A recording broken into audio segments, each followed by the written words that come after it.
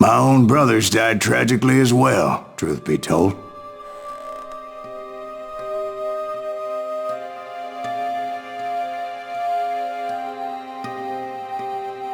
It was 1868, and me and my older brothers were pulling a tidy profit running cattle into Juarez, Mexico.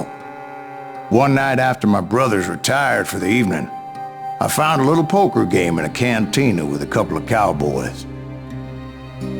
And I just couldn't lose. I even won an old Spanish coin that had to be 100 years old. Well, I was mighty pleased with myself the next morning as my brothers and I rode for Texas. But before we crossed the border, those cowboys caught up with us. It was Johnny Ringo, Roscoe Bob Bryant, and another asshole named Jim. They wanted their money back and everything else we had, including our lives, as those boys didn't want us coming for them later. Bob put that old Spanish coin in my mouth and said, "I won't have it said that I left you with nothing, boy." Well, those horses bolted, and there we hung as those bastards rode away. The branch finally snapped under the weight of the three of us, but being my older brothers were bigger and heavier, they were already dead. And right then I swore to myself that I would avenge them. Ringo you know about. But Bob eluded me, until I heard he was riding with the Wild Bunch.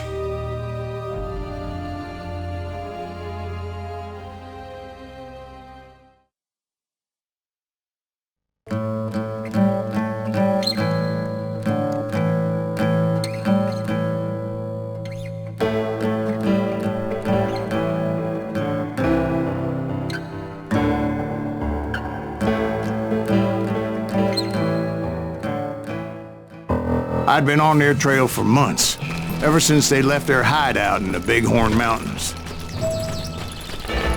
Led by Butch Cassidy, they were a loose association of outlaws who robbed banks and trains from Colorado to Montana.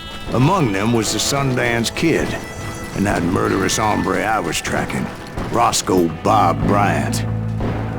They blew the bridge with the intention of forcing the train to stop.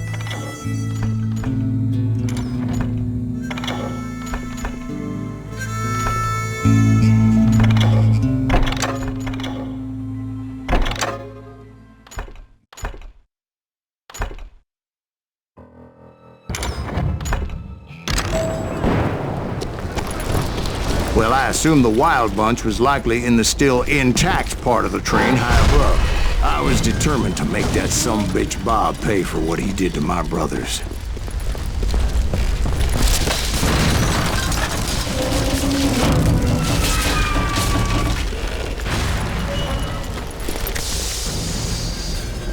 I found the device they used to blow the tracks, so I knew I was headed in the right direction.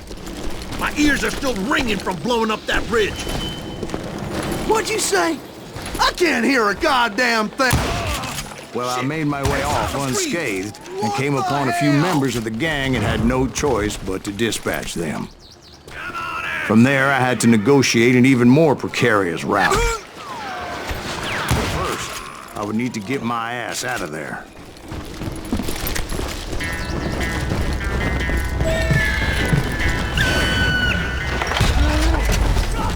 I jumped from the frying pan into the fire as the train was clearly fixing to fall. I had found the gang, but in order to find old Bob, I needed to fight my way forward past a whole passel of desperados. Outside, inside, any way I could, I made my way towards my prey. Goddamn him! Well, what about the passengers? It was mostly a freight train, as I recall. There were no passengers aboard that day.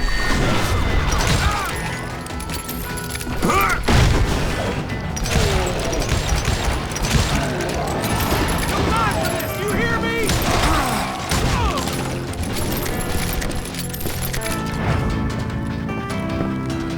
As I mentioned before, I am not fond of heights. But I was too busy dodging bullets to worry about falling to my death. Odds were, I was likely to die that day anyway. So I was determined to take down as many of those bastards as I could.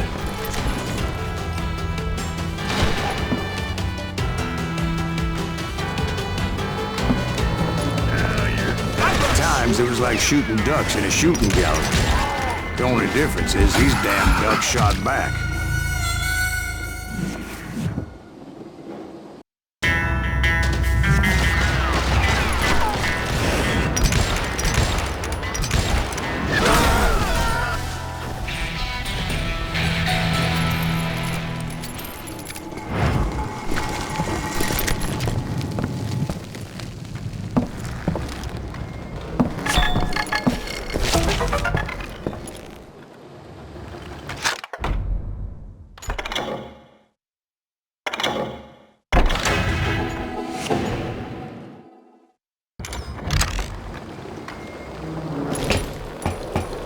I kept hoping the law would show up and give me a hand. You mean like that giant Pinkerton posse that I read about? Did they come riding in, guns a-blazing to help?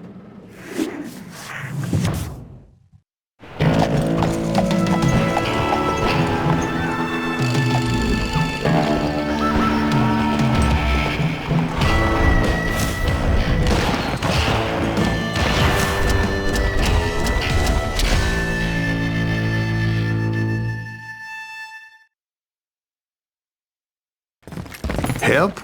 From the Pinkertons? No, son. I had to fight the wild bunch all by my lonesome, as usual. Who the hell is that?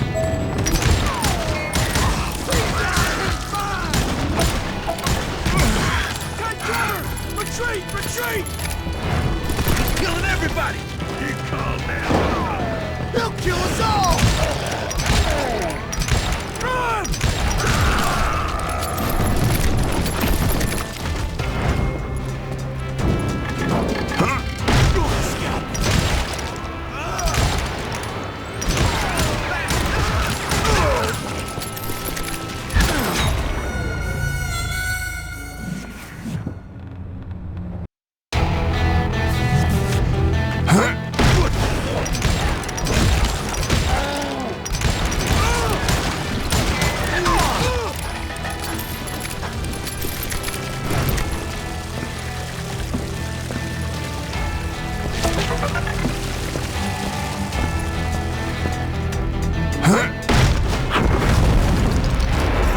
Guess is those dime novels didn't portray this as it happened, did they?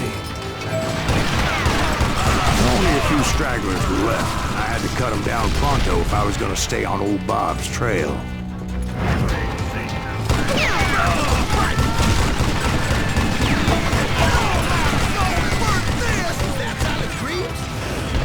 Run! If you want to live!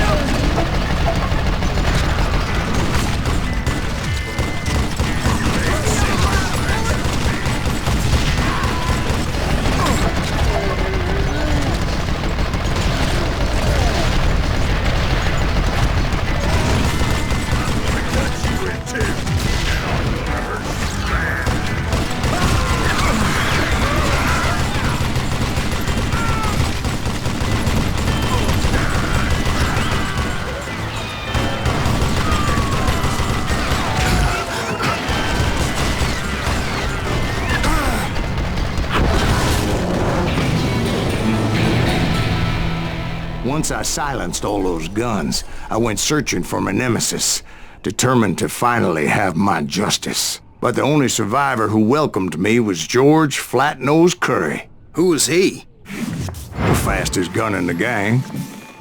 Right after Sundance, I mean. And Kid Curry, and maybe Elsie Lay. Though some folks might dispute that.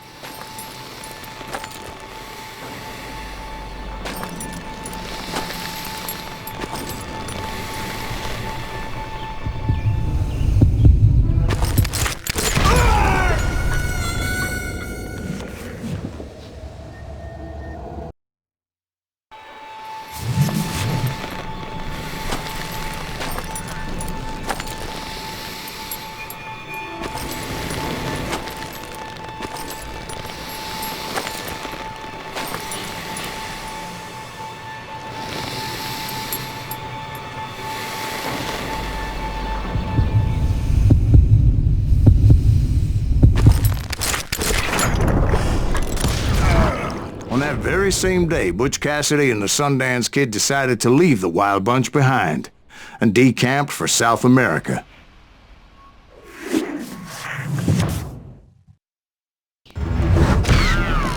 They ended up living down there for many years, but I'm sure you already know